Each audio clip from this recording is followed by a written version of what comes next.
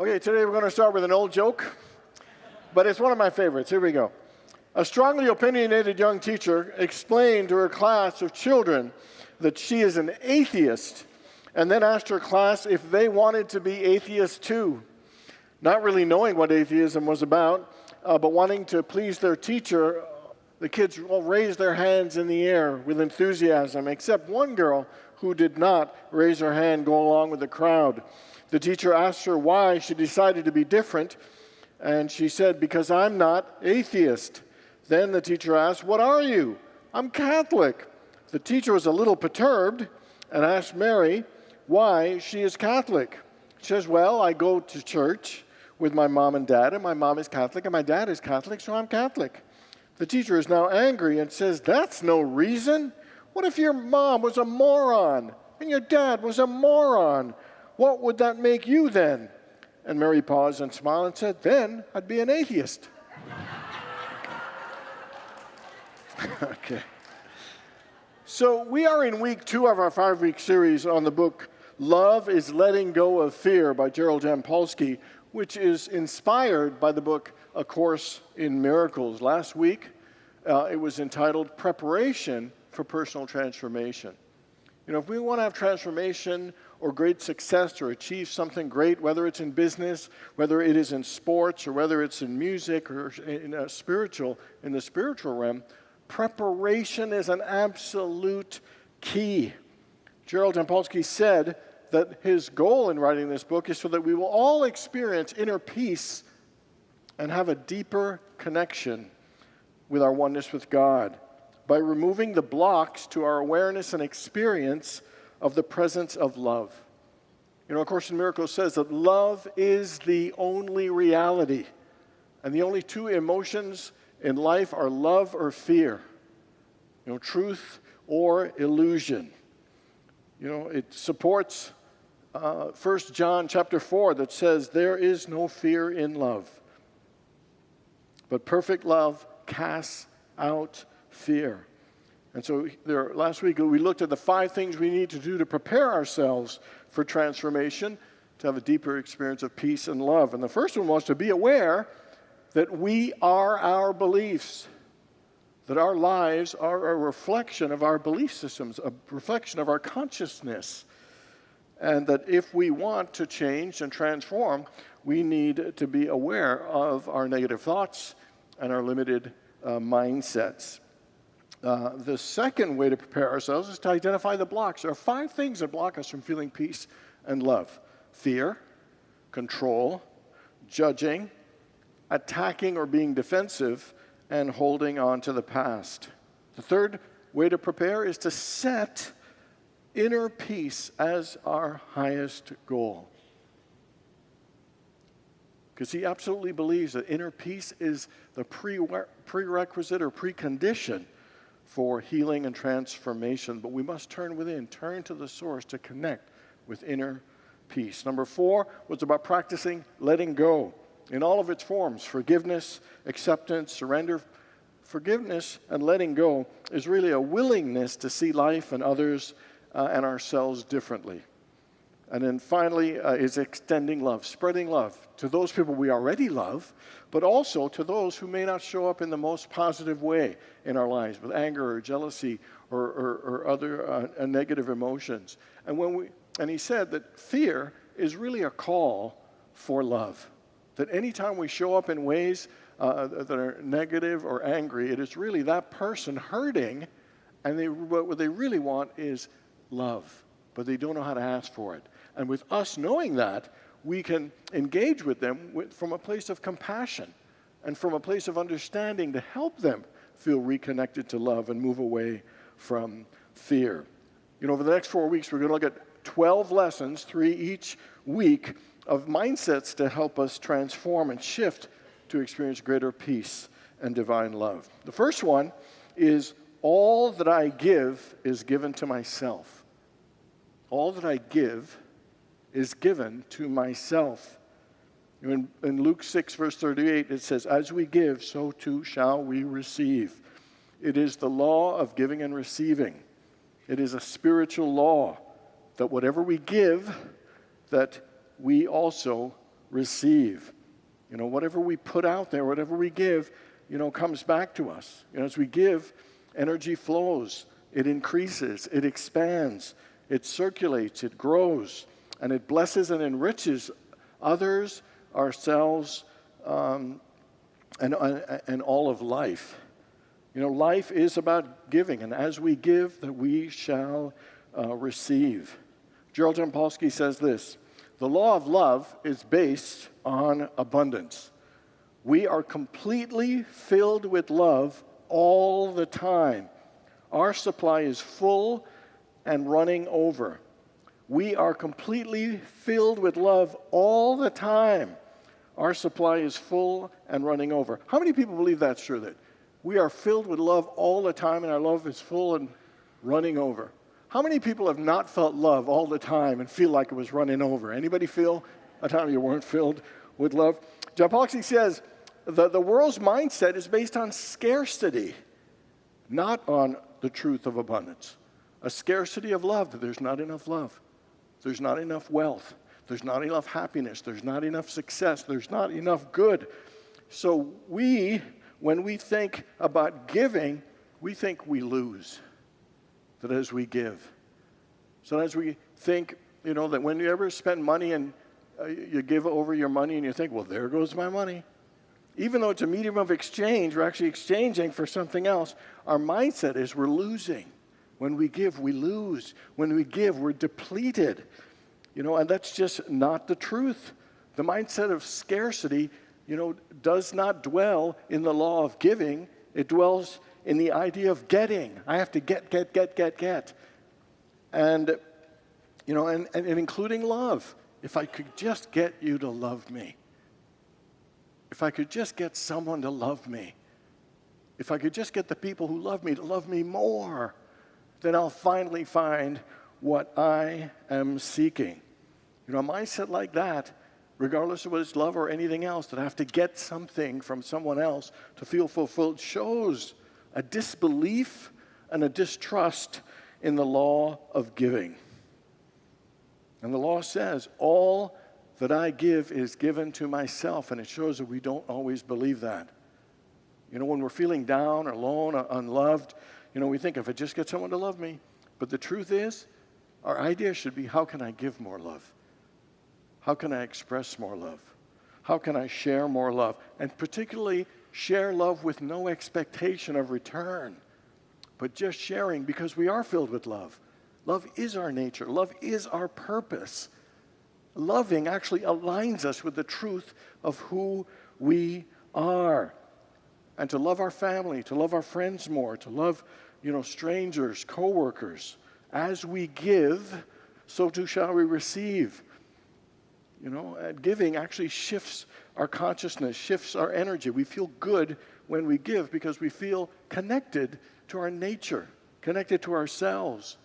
Again, Jampolsky says, the world's distorted concept is to get other people's love before we feel love within.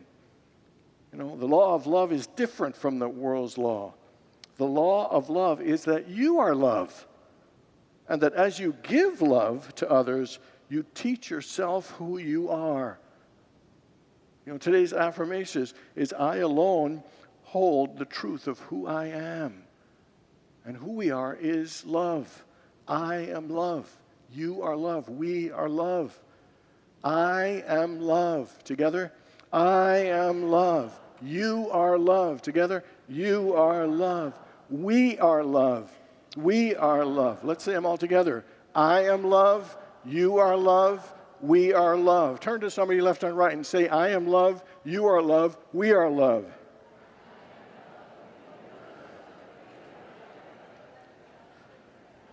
How many people when you were growing up had a teddy bear or a blanket or a toy that you just loved? Anybody?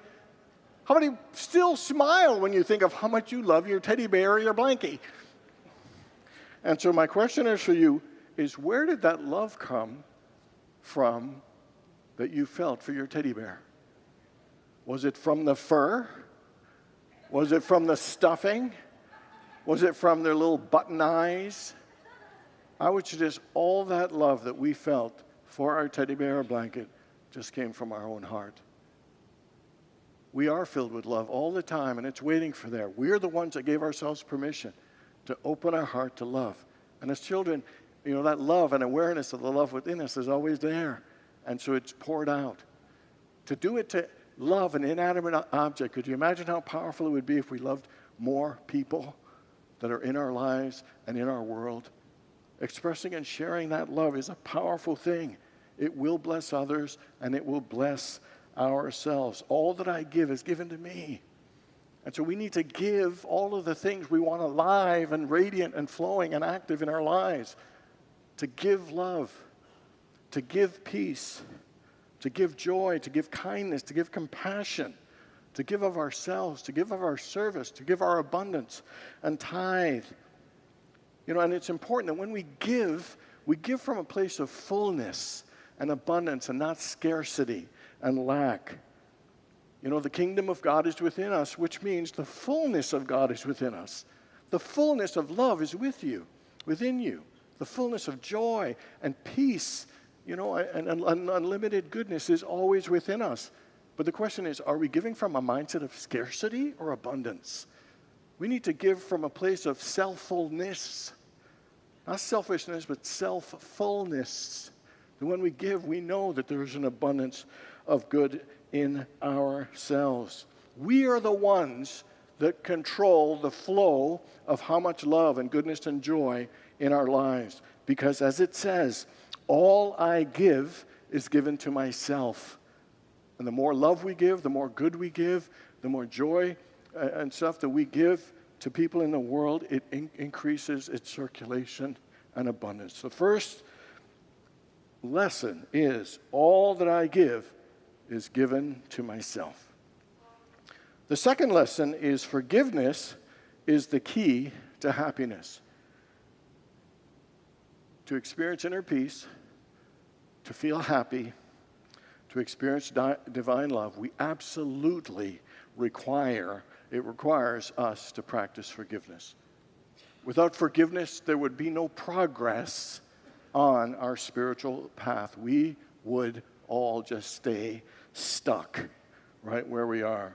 Of course, in Miracles has a mindset on forgiveness that's a little radical and different than we are accustomed to, that we have learned. And here's what, I want to read you some of the quotes on it so we all get it clearly. Forgiveness is a process of letting go and overlooking whatever we thought another person had done to us or whatever we thought we did to others. Forgiveness is a correction of the misperception that the other person harmed us. Forgiveness is the vehicle for changing our perceptions and letting go of our fears, condemning judgments, and grievances. And what it's saying is that it's recognizing that the attack, the sin, whatever the wrong we thought came to us was actually an illusion. And that nothing real was harmed. Our soul wasn't harmed. The nature of love in us wasn't harmed. Our inner peace wasn't harmed.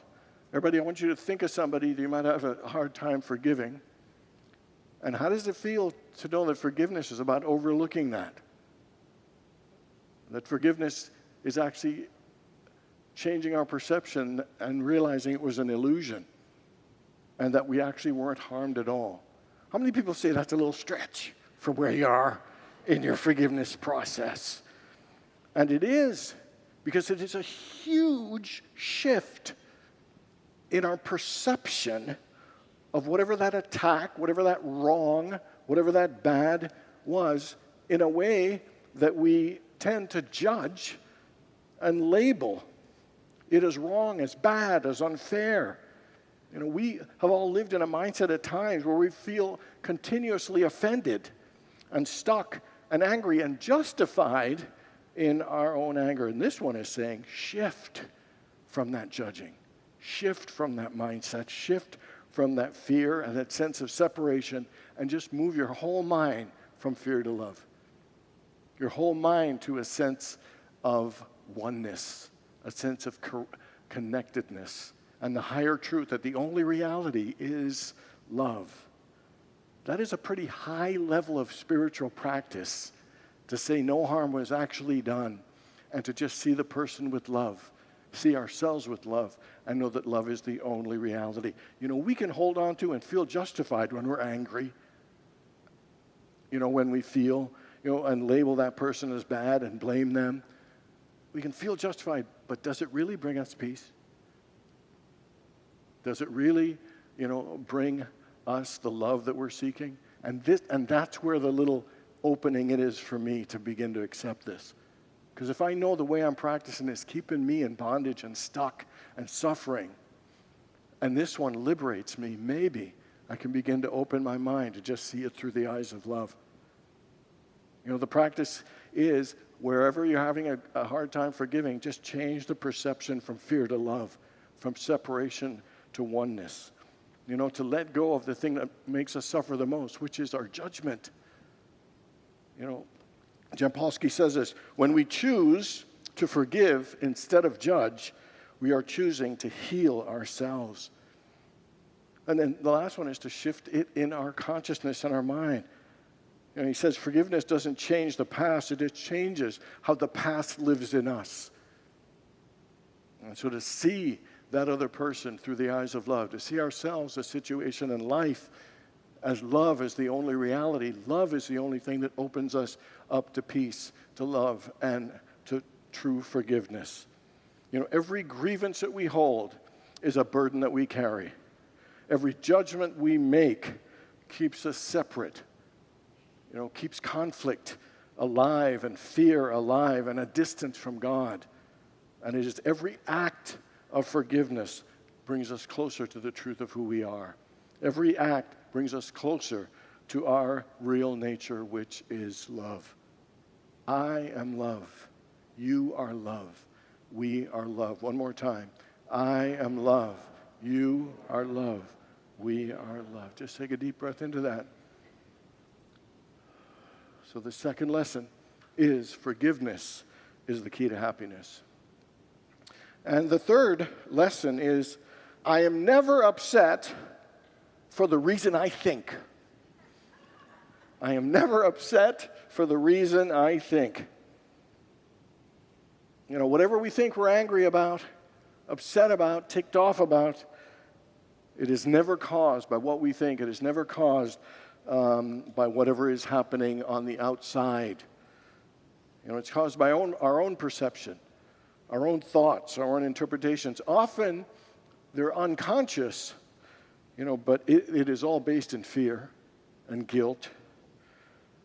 It is all based on our past wounds and pain, and our true sense of separation. This lesson invites us to stop blaming the external events and other people and the conditions in our lives for our emotional pain. Instead, it invites us to look inward with love and curiosity. And in all those situations where we feel upset, we have to ask ourselves a couple of questions. Number one is, what am I really afraid of?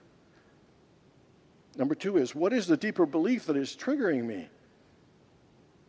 And is this about now, or is this about something unresolved in our past? Anytime we get triggered, it is an opportunity for healing, an opportunity for us to move closer to inner peace and closer to the fullness of our experience and awareness that we are loved. Let me give you an example. You get cut off in traffic. You get annoyed and upset. You hit the horn and wave a finger at them or something crazy, like you get angry because they disrespected you. But if you go a little deeper, is there more? Maybe it's because you have a past of people taking advantage of you, and that's kind of what it felt like. And maybe go a little bit deeper, and it kind of hits a little something in you like I'm not important. It was not about the traffic and getting cut off. It was about some unhealed part of ourselves that believes that we have no power, that we're not valued, that we're not seen. You send a text to somebody and they don't reply to you. And you get angry. Come on, what is up? You're ignoring me. You start getting angry. And you think maybe that they're mad. Maybe they're hurt. Maybe I did something wrong. You go a little deeper. What's really going on? And maybe it's because you just have felt ignored or abandoned in your life, and that's what it feels like, them not getting back to you when you hoped they would. Make a mistake at work, and first you're angry at yourself because you messed up. You go a little deeper. Then you're worried because maybe you'll be judged and looked at and be embarrassed. You go a little deeper, and maybe it is because some part of you feels like you're not good enough and you're not worthy. Maybe you're an imposter that's been caught. Whenever we are upset, we need to pause and say, what is really going on here? What needs a closer look? John chapter 7, verse 24 says, do not judge by appearances, but judge by righteous judgment, which means don't just look at the surface, don't just look at the physical.